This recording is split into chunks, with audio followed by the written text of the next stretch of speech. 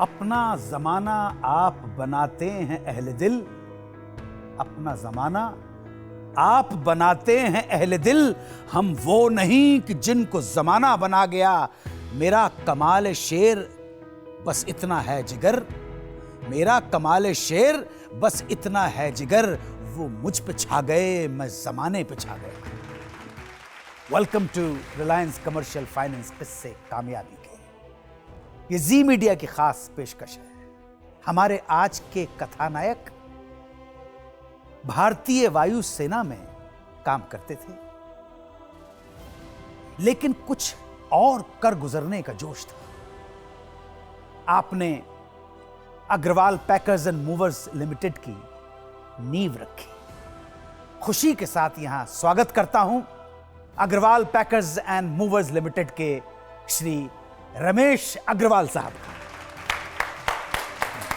अग्रवाल साहब, आपके बारे में बहुत कुछ सुना है और आपने क्या क्या किया है, क्या क्या अचीव किया है। बिजनेस के अलावा भी आपके हृदय में जो मनुष्य के लिए, भारतीय गरीब के लिए जो अगाध स्नेह जो आपने किया है, वो आपके मुंह से सुनने से पहले हमारी क्रिएटिव टीम ने आपको आधार बनाकर एक ऑडियो विजुअल प्रोग्राम बनाया। आइए।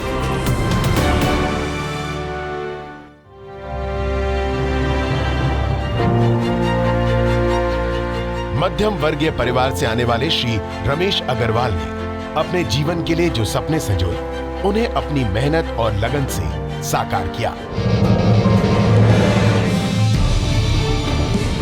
आपने अपने करियर की शुरुआत इंडियन एयरफोर्स में बतौर एयरमैन की। उसके बाद रिटायरमेंट लेकर विरासत में मिले 2 ट्रकों से काम शुरू किया। एयरफोर्स से मिले अनुशासन, कुशल व्यापार नीति, ईमानदारी और प्रशासनिक नेतृत्व कौशल से बड़े ही कम वक्त में आपने लॉजिस्टिक ट्रांसपोर्ट को एक उद्योग के रूप में स्थापित कर दिया।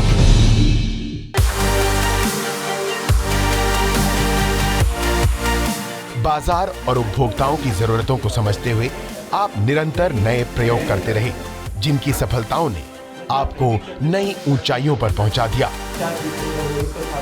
आपको रोड ट्रांसपोर्ट के क्षेत्र में कई पुरस्कारों से नवाजा जा चुका है। अपने परिश्रम और दृढ़ संकल्प के बूते आज Agarwal packers and movers industry में अपने लिए एक अलग मुकाम हासिल कर चुकी है।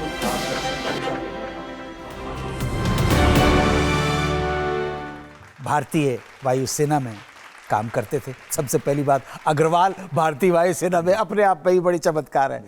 फिर वहां क्या हुआ कि आपने टोटल कार्यक्षेत्र बदल दिया? 1980 में जब मैंने भारतीय वायुसेना ज्वाइन की थी, उस टाइम ही मेरा एक दिमाग में ये था कि मैं 5 और 6 साल ही करूंगा, एक शॉर्ट टर्म करूंगा। It was well decided. अच्छा जी। 1986 में मैंने भारतीय वायुसेना में अपना जिम्मेवारी VRS लेकर छोड़कर, और फिर एक ऐसा दिमाग में था कि कुछ ऐसा किया जाए जिसमें एक पहचान भी बने, साथ के साथ एक I can deliver to the society. पिताजी के पास 2 ट्रक थे। तो जब मैं एयरफोर्स छोड़ने के बाद गया तो पिताजी ने कहा कि भाई ये ट्रक संभाल अभी तो। साथ के कुलीग थे हैदराबाद में एयरफोर्स से, वो भी ट्रांसफ़र होकर हैदराबाद आ गए थे 1 साल 1.5 साल के बाद। उनसे मिलना हुआ तो बोला कि ये काम करो ना, यहाँ तो इतना बड़ा कैंप है हमारा एयरफोर्स स्टेशन का हैदराबाद में, और हर हफ्ते कोई ना कोई 2-4 ऑफिसर जाते रहते हैं। तो ये 2 ट्रक आप हमारे इस कैंप में घर सामान के लिए एक जगह से दूसरे के लेके जाया करो, आप ये काम शुरू कर दो। ओके। छोटा भाई उस टाइम पर हैदराबाद में रहता था, राजेंद्र अग्रवाल। मैंने उसे सलाह की कि भाई ऐसा ऐसा काम मिल रहा है। वो बोला यार, he was doing MBBS। Okay. बोला मैं कल से MBBS छोड़ दूंगा, यदि काम मिल रहा है तो ये तो बहुत बढ़िया काम है। तो वो कहते हैं ना हमारी भाषा में, जहाँ मोर पेन वहाँ मोर गेन। तो हमने बोला कि इससे बढ़िया पेनफुल एरिया कोई दिखाई नहीं दिया, और उस पेनफुल एरिया पे काम करना शुरू किया कि हम क्या बेस्ट करें ताकि इस इंडस्ट्री को खड़ा कर दें। तो आज हम 84,000 ऑफिसर्स का या जनरल लोगों का 1 साल में सामान शिफ्ट करते हैं। वाह वाह वाह। पूंजी कैसे अरेंज की, क्या प्लान किया? 2 ट्रक ने अच्छे रिजल्ट दिए होंगे, तभी तो आप आगे बढ़े। 2 ट्रक तो हमारे पास थे, वो तो एक पिताजी के थे। उस पिताजी के 2 ट्रक के बाद एक कैपिटल चाहिए जो आपको कुछ काम करने के लिए कम से कम कोई भी पेमेंट देगा। 10-15 दिन की उधार होती है, 1 महीने की उधार होती है। तो हमने किसी तरह से एक दोस्त से उससे केवल सिर्फ मात्र 4,000 रुपये मैंने लिए उधारे। अच्छा। तो 4,000 रुपये के हमने पहले तो कुछ पर्चे बिल इनवाइस ये छपवाए। उसमें से 2-3 हज़ार रुपए के हमने कैलेंडर और पंपलेट छपाए।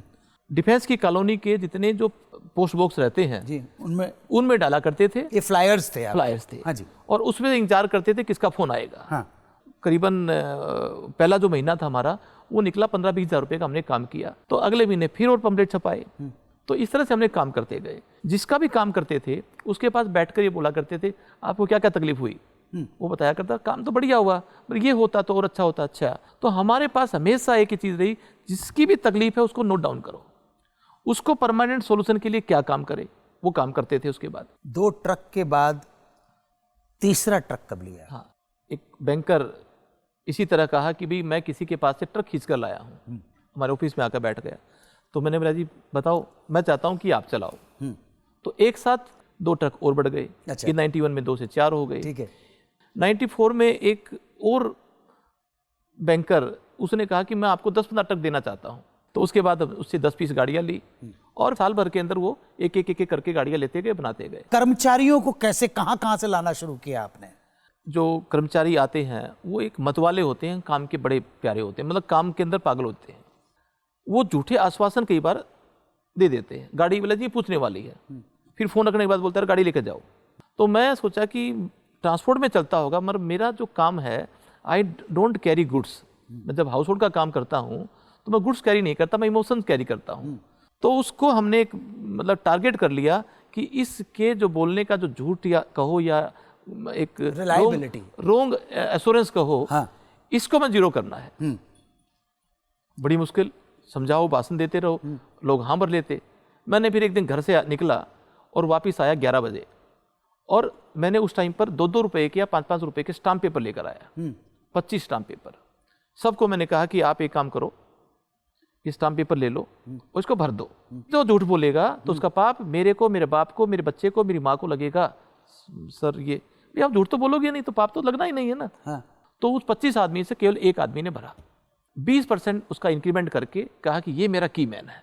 अगले दिन सभी लोगों ने लिख दिया और मेरी झूठ 0 हो गई उस दिन के बाद। और वही है कि मेरे क्लाइंटों का ग्राफ बढ़ता गया। मैं आपके बारे में पढ़ रहा था, आप ही मुझे बता रहे थे 0 कर दिया था उस लॉस को जो 42,000 करोड़ का होता था। हमारे हिंदुस्तान में जब मैंने स्टडी की, जब आपने देखा कि कुछ प्रोडक्ट फेल हो गए, खाने के आइटम जगह जगह बदनाम हो गए और कितना डंप कर दिया गया, तो मैंने सोचा कि ये खराब कैसे हुआ। क्या प्रोडक्शन खराब था? तो अल्टीमेटली उसके ट्रांसपोर्टेशन के हिसाब से हमने स्टडी की। तो हमारे ट्रांसपोर्टर में क्या होता है, जैसे मैं कोई भी माल भर लेता हूँ किसी भी गाड़ी में, तो मैं जिस फैक्ट्री में जाता हूँ वो फैक्ट्री मेरी रिलायबिलिटी के ऊपर कहती हाँ गाड़ी आ गई। और हम भी ट्रांसपोर्टर किसी थर्ड पार्टी से गाड़ी लेते हैं, तो मेरे को ये नहीं मालूम होता कि ये गाड़ी 2 घंटे पहले क्या लेकर आई थी। सपोज करो वो गाड़ी यूरिया लेकर आई थी, यूरिया खाली कर दिया, भरने के बाद उसने चॉकलेट भर ली, या उसने खाने का सामान भर लिया या बिस्किट भर लिया। अब वो तो आराम से बिस्किट वाली फैक्ट्री उसमें गाड़ी में भरकर लोड करके छोड़ देती है। अब बताओ जिस गाड़ी में कुछ देर पहले यूरिया आई उसमें मैं खाने का सामान लेके जाता हूँ और फिर किसी डिलीवरी कर कई कंज्यूमर खाएगा तो उसके पेट में दर्द भी होगा, दस्त भी लगेंगे, सैंपल चेक होगा तो बोलेगी जिसमें तो मिलावट कर दिया। तो ये अक्सर हमारे ट्रांसपोर्टर में होता था। तो मैंने बोला कि ये तो कभी मेरे साथ भी हो सकता है। तो हमने क्या किया कि डिफरेंट टाइप के कंटेनर बना दिए। अच्छा। हर टाइप के वो बना दिए पोर्टेबल। जब भी कोई गाड़ी जाएगी वो उसमें माल भरेंगे, वो कंटेनर ही कैरी होगा, कंटेनर ही उतरेगा। जो ट्रक है उससे छुटकारा मिल गया। हम क्लाइंट को कहा कि भाई आपका कितना माल है, 2 टन, 2 टन के ही साइज का मेरे से कंटेनर लो, 2 टन का ही किराया करो, इसके चाबी लगाओ, ताला लगाओ, चाबी जेब में रखो, कोरियर से चाबी भेज दो, यही 2 टन का मेरे गोडाउन में आएगा। इसको बोलते हैं अनटच अनसीन। न तो हमारा आदमी टच करता न देखता, मगर सामान उसका पूरे एक्सक्लूसिव जाता है। तो ये स्कीम आज हमने लॉन्च कर दी और आज हमारे पास इसके लिए करीबन 2000 कंटेनर बन चुके। We are going to be 10,000 containers. तो ये एक बहुत बड़ी लॉजिस्टिक इंडस्ट्री को यू टर्न करेगी और जो लॉस इन ट्रांजिट है उसको 0 करेगी। विजन कंबाइंड विद मेहनत and hard work and planning, वही सफलता का मंत्र है, सीक्रेट है बिजनेस का। It's time for a short commercial break. Commercial break के बाद जब लौटेंगे तो हम रमेश अग्रवाल जी के एक सहयोगी से बात करेंगे, उन्हें आमंत्रित करेंगे। मिलते हैं छोटे से ब्रेक में।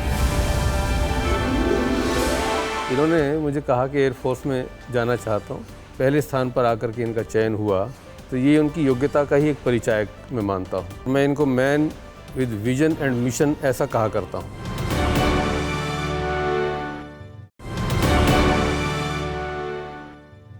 आपका एक बार फिर से स्वागत है जी मीडिया की इस खास पेशकश में, जिसका नाम है रिलायंस कमर्शियल फाइनेंस से कामयाबी की। अब इस सेगमेंट में मैं आमंत्रित करना चाहता हूं यहां श्री जगदीश मित्तल जी।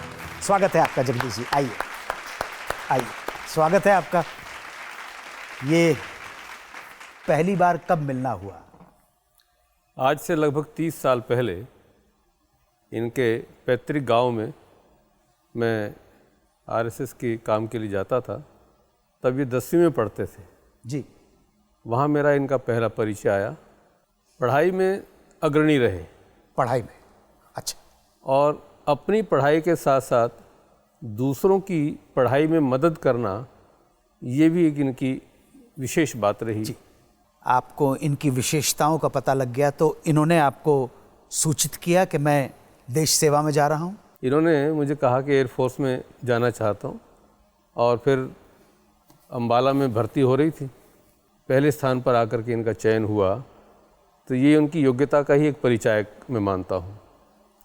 आज इनकी सफलता को आप किस तरह से देखते हैं और कैसा लगता है? मैं इनको man with vision and mission ऐसा कहा करता हूं। और इसमें जब ये एयरफोर्स से लौट कर के आ रहे थे, वीआरएस में जो कुछ इनको मिला वो लगभग एक 5% अपना वापसी का किराया रख कर के, और शेष सारा पैसा वहीं की वहीं मिलिट्री के वेलफेयर के काम के लिए दे आए। मित्तल साहब, बहुत ही आनंद आया आप दोनों महानुभाव से बात करके, विशेष तौर पर इसलिए कि माहौल बदल गया है। तन समर्पित, मन समर्पित और ये जीवन समर्पित। चाहता हूं देश की धरती तुझे कुछ और भी दूं। क्या दूं? कि मां तुम्हारा ऋण बहुत है मैं अकिंचन, मां तुम्हारा ऋण बहुत है मैं अकिंचन, किंतु फिर भी कर रहा इतना निवेदन, थाल में लाऊं सजाकर शीश जब, कर दया स्वीकार लेना ये निमंत्रण। गान अर्पित, प्राण अर्पित, रक्त का कण कण समर्पित, चाहता हूं देश की धरती तुझे कुछ और भी दूं। अति आनंद। अंग्रेजी में सुनना चाहो तो, if you can not serve your motherland, if you know what is a patriot, then read about George Washington. We will back after short commercial.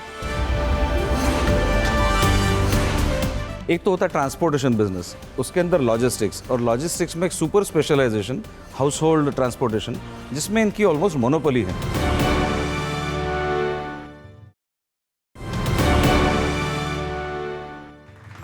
स्वागत है आपका जी मीडिया के इस खास पेशकश में, जिसका नाम है रिलायंस कमर्शियल फाइनेंस से कामयाबी की। आज की कथानायक श्री रमेश अग्रवाल जी। और अब समय है एक फाइनेंशियल एक्सपर्ट के रूबरू होने का। बड़े अखलाक के साथ, बहुत प्रेम के साथ आमंत्रित करने जा रहा हूं रिलायंस कमर्शियल फाइनेंस के chief marketing officer and chief risk officer Shri Sanjay Athale साहब। स्वागत है Sanjay ji. Thank you so much. ये इंस्पायरिंग कहानी थैंक यू सर के नायक। So nice to meet you. बैठिए। What is your first impression? I was spellbound. Exactly the same. I was spellbound too. I'm so inspired by what he said. Really, and salute to you the way you express yourself. इन्होंने एक चीज़ बहुत clearly establish कर दी. There is no shortcut to success. So there is no shortcut to success. बहुत clearly मुझे वो समझ में आया. दूसरा एकदम नोटवर्दी चीज़ जो मैंने देखा वो इनोवेशन। इतने टाइप के इनोवेशन इन्होंने किए हैं अपने बिजनेस में। Amazing.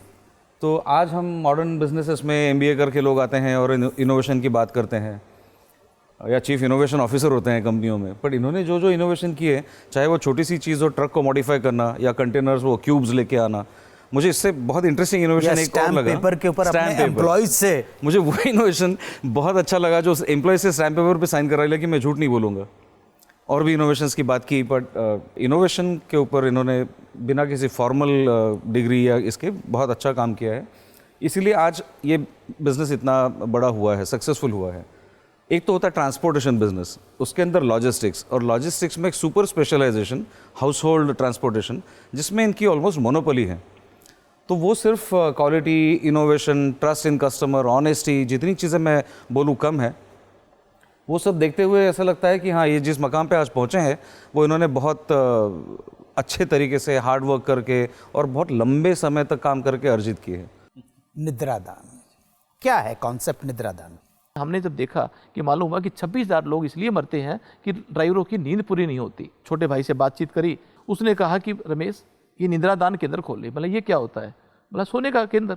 जयपुर और अजमेर के बीच में एक जगह, दुद्दू जगह है, तो वहाँ पर हमने एक 50 एकड़ का टुकड़ा लिया, 500 चारपाई, 500 पंखे, 500 कंबल, 10 नाई की दुकानें, 2 वॉशिंग मशीन, एम्बुलेंस, 250 गाड़ियों की पार्किंग की व्यवस्था करी और कहा कि ड्राइवर भाई ये सारी चीज़ आपके लिए फ्री है, मगर एक कंडीशन पे कि मैं 6 घंटे यहाँ सोऊंगा, तब फ्री होगा। जब हमारे वो कोई भी ड्राइवर है उसको मेहमान कहते हैं, हम पाँव धोकर कब कहते हैं विराजो श्रीमान, ऐसी पद्धति से उनका वेलकम होता है। उनमें जो इन्फीरियरिटी है वो खत्म हो जाती है, वो हमारा मानना है। सर बहुत अच्छा लगा आपसे बात करके। मैं अनुरोध करूंगा संजय जी से कि ये मेमेंटो आप रमेश अग्रवाल जी को प्रेजेंट करें।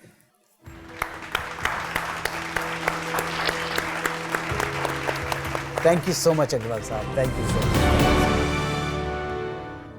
देखा आपने, विटनेस किया, ये जलवा था, स्पेक्टिकल। आप भी एक सफल उद्यमी बन सकते हैं, कर सकते हैं अपने सपनों को साकार। जरूरत है बस अवसर को पहचानने की। चलने का समय हो गया है, लेकिन कभी कभी जब ऐसे अग्रवाल साहब जैसे लोगों से मुलाकात होती है तो जीवन में एक अद्भुत ऊर्जा का संचार होता है, एनर्जी। आज ऐसा ही हुआ इस एपिसोड में। अगले हफ्ते फिर मुलाकात होगी आपसे उस शो में जिसका नाम है रिलायंस कमर्शियल फाइनेंस, किससे कामयाबी। आप भी बन सकते हैं हमारे कथानायक। अपनी कहानी भेज दीजिए हमें स्क्रीन पर दी गई ईमेल आईडी पर, रिलायंस कमर्शियल फाइनेंस, किससे कामयाबी।